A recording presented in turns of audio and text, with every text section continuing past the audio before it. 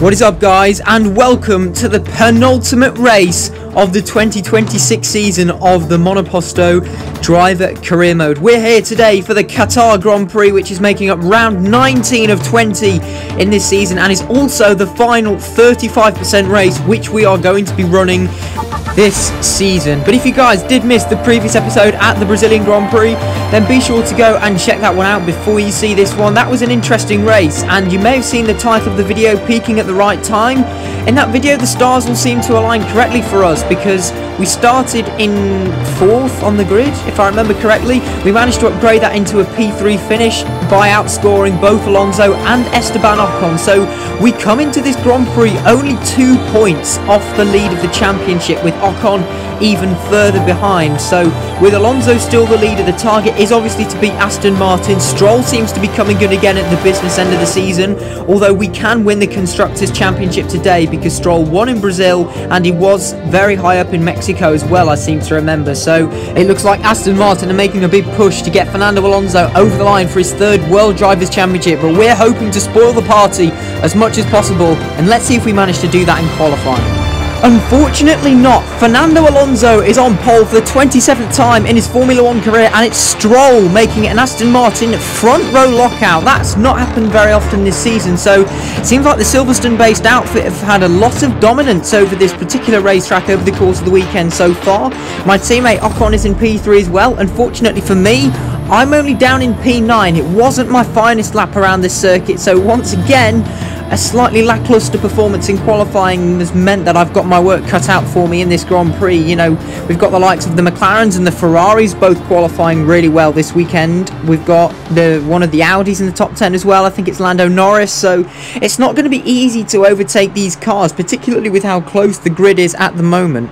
However, like I already mentioned, we have got a 35% Grand Prix to do here today, so that means there's going to be more laps. I think we've got 19 laps today as opposed to the usual 13 or 14, so that's going to mean it's going to be easier to make progress up the order because we're going to have more time. In particular, I also think this circuit is not too challenging to overtake on in this game.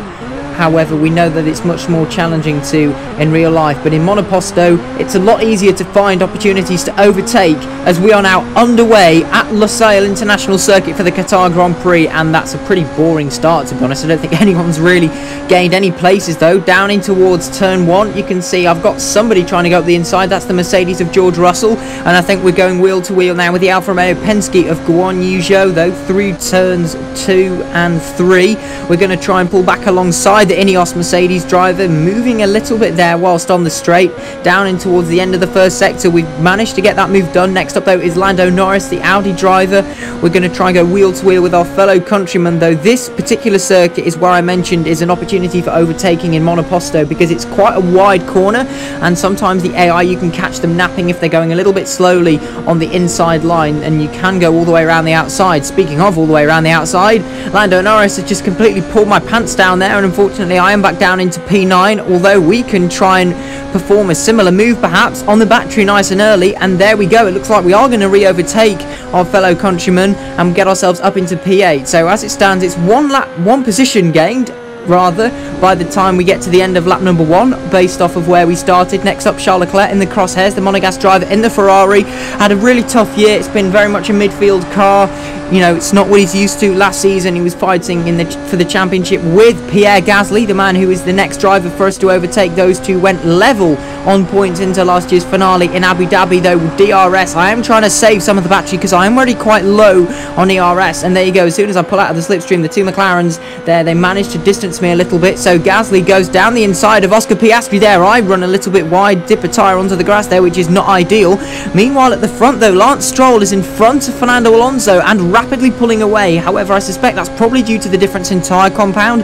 The Canadian driver is in fact on a soft compound tyre set, whereas Fernando Alonso is on a medium. So I suspect that is probably the explanation for the difference in pace as we try and look round the outside of Oscar Piastri using a little bit of battery. Gasly's actually a little bit slow. He's left the door open, so I'm going to go for that move as well. And there you go, just like that, we've got past 2 McLarens in the space of 2 corners and got ourselves up into P5 now. Next up, Esteban Ocon or it was Ocon, before he overtook Mick Schumacher in the second Ferrari. I think this is the highest position Schumacher's been in pretty much all season, although unfortunately we are going to make it short-lived for the German driver as we get up into P4 with a purple sector 2, and now it is just Aston Martin versus Alpine. Stroll has already pitted on the previous lap. Notice Verstappen's got a 5-second time penalty on the left-hand side as well. I think he must have been involved in some sort of collision, but to be honest, this is kind of the rest of how the opening stint played out. It was just me following Ocon, but not quite close enough to make a move, and don't forget that my tyres are now starting to wear out. You can see that on the hood on the left hand side, so I'm in fact going to pull into the pits at the end of the lap and change my tyre set, and once again I'm going to go for the aggressive 2-stop, which I performed in Brazil and executed it pretty well actually. We went medium, soft. So that's exactly what I'm going to try and do today, because it means that you can really use the tyres and make sure that they're as fresh as possible without any danger of needing to do any tyre conservation. So we're committing to the 2-stop strategy today. I felt like that worked quite well in Brazil, as I mentioned. So we're going to come out of the pits now. Hopefully we're not going to be too far down the order. There goes Felipe Drugovich in the Repsol Haas. It looks like it's going to be P9. Okay, that's not too bad. I think it should be not too difficult for us to overtake the Repsol Haas car. It is quite a bit slower than the one we are driving this season. However, we do need to hurry up and try and get the tyres up to temperature. We're going to fly past the Brazilian driver, assisted with a little bit of ERS there, and get ourselves nicely back up into P8. Next up is the Alfa Romeo Penske of Teo Porcher. Still loving the new liveries on our car and on this car that we're about to overtake. Another thank you to Monoposto Master for sending me those liveries in the previous episode. That's a nice move there to go around the outside of the French driver and get ourselves up into P7. Now we're in the slipstream of Carlos Sainz, 2 purple sectors, and look at that as we're starting lap number 10, absolutely breezing past on the straight. Although I say that, Sainz was trying to hang it round the outside there. It wasn't quite able to do that as I had the inside line for the first corner. Now next up is Pierre Gasly, the defending champion in the McLaren. We're starting lap number 12 now.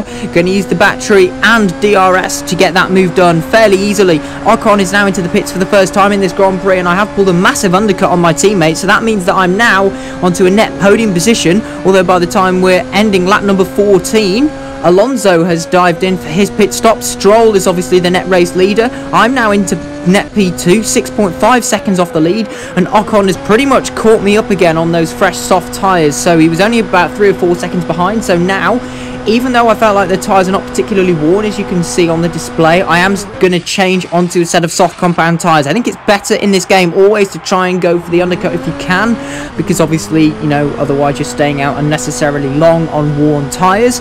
Hopefully though, we're going to come out in a nice pocket of clean air. It looks like that's what we might get, although actually looking at the mini-map, here comes Drugovich and Lando Norris. Oh no, Drugovich has braked. We've got a penalty because we've hit him. Oh my word, I think I tried to go for the move because I thought the door was still slightly open, but that's not going to help at all. We've got ourselves a 5-second time penalty. So that obviously means we now really need to get our head back in gear, just try and nail out some qualifying laps to catch as close to the front as we can. I just wanted to ride on board for that section. That is the funnest 3 corners in Formula 1. To drive those corners flat out is just so fun, and that's the main reason why I actually am quite a big fan of this circuit. There we go though, to the inside of Mick Schumacher, a purple sector 1 on lap number 16. We're still currently in P4, although Stroll has come in for a second pit stop, which is interesting. I've just obliterated the fastest lap in clean air, so I think that's safe to say I should be recipient of the extra point in this Grand Prix. Now no, lap number 17, we have caught up once again to Fernando Alonso, my championship rival. We've gone wheel to wheel on so many occasions, too many occasions to name them all on this season. Lance Stroll is catching up though, just under 7 seconds behind. He's going to be on those fresh soft tyres. My teammate Esteban Ocon is currently in the lead. I've also got a tyre advantage on Fernando Alonso because I pitted for my second stop more recently. Ocon is actually in for a second pit stop though, so this means if I can get this moved on Fernando Alonso, we're into the net race lead here. And don't forget, this is the penultimate race of the year. Fernando Alonso is 2 points ahead of me in the Drivers' Championship, so if I can get this move secure, it means that we would head into Abu Dhabi as the championship leader. But of course, we still have a 5-second time penalty to come. We're now starting the final lap here in Qatar. The gap to Alonso is 1.8 seconds. although Stroll is now only 3.6 behind me and is rapidly catching his teammate. We need Stroll to try and catch up to Fernando Alonso, because as it stands, Alonso's going to win this race because he's within 5 seconds of me. However, if Stroll can overtake him, that would mean that Alonso takes 7 less points away from this race, which would really help us going into Abu Dhabi. Can Stroll get the move done? Yes, he can! Fantastic! Lance Stroll's managed to overtake his teammate and championship leader Fernando Alonso. I'm not sure if Aston Martin will be too happy about that. I'm not sure Lawrence Stroll particularly cares, to be honest, because it means that as we come round the final corner, trying to use up some of the battery, but there's not much point. I kind of accepted I wasn't going to win this race, and we come across the line to be P1 on track. However, P1 in the race will be Lance Stroll, who has just won back-to-back Grand Prix for the first time in his career, out of absolutely nowhere, because Stroll's form for the vast majority of this season has been extremely questionable. However, he's peaking at the right time, and that means Aston Martin have secured a 1-2 finish today, because Stroll overtook Alonso on the last lap. Alonso's in P2 and I will drop back to P3. Although, despite a 1-2 for Aston Martin, a 3-4 for Alpine is enough to win us the Constructors' Championship in 2026. The gap is now officially too big for Aston Martin to catch. We've done it before the final race, which is not something we expected to do, because, you know, we go as far as saying Aston Martin have had the best car for the vast majority of the season. However, it's been Fernando Alonso fighting against 2 Alpines, possibly in a slightly slower car, which is what's made the difference. Myself and Ocon have been consistently scoring podium finishes. Stroll hasn't until very recently. He was at the start of the season for the opening sort of 4 or 5 races, then he really dropped back into the midfield and was just nowhere until he's suddenly reappeared at the front in the last couple of races or so. But I guess maybe, you know, Aston Martin realised that they needed him to start performing again if they wanted to win the Constructors' Championship, but unfortunately for them, it is too little, too late, and the team from Enstone have won the Constructors' Championship. That's the first time I've been a member of a winning constructor in my career, so I'm very, very proud of that. I'm very proud of the whole team. They worked really hard to prepare this car for this season. We knew it would be quick at pre-season testing because Alpine sacrificed all of their resources from last year to focus on developing this car, and that's precisely why I'm left Mercedes to join them, and boy was that a good decision. There's the results from the Qatar Grand Prix: a 1-2 for Aston Martin, 3-4 for Alpine, 5-6 for Ferrari, and 7-8 for McLaren. It's like Noah's Ark. But speaking of Ferrari, that's a very, very impressive race weekend from them. I think they've definitely brought some upgrades because, you know, it looks like they're able to fight very much at the higher midfield again. And there you are, the championship standings going in to Abu Dhabi. Alonso is your leader. I am 4 points behind on 269 points. However, Ocon is almost out of contention. Ocon has to win in Abu Dhabi and Alonso to be P10 or lower. So it's looking very unlikely, to be honest, that Ocon is going to win the championship, although it is still mathematically possible as he's 24 points off the lead. So realistically now, it's me versus Fernando in Abu Dhabi. I hope you guys are looking forward to it. The premiere will hopefully be up later this week, just after a trailer, which I'm going to hopefully crack on and make for you guys, just to build a little bit of excitement and anticipation. And hopefully we're going to see some of you there. But until next time, it's goodbye.